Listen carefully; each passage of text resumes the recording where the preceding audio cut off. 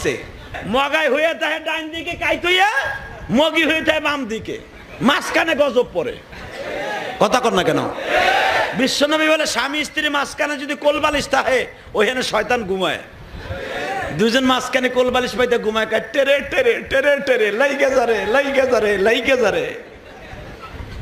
কথা কর না কেন? আরো জোরে কর। স্ত্রীর কর্তব্য স্ত্রী পালন করবে, স্বামীর কর্তব্য স্বামী পালন করবে। হযরত ওমর বলেন আমার জীবনে কোনদিন কালেমা পড়ার পরে আমার ঘরে কোনো দুইটা বালিশ ছিল না, একটা বালিশ ছিল।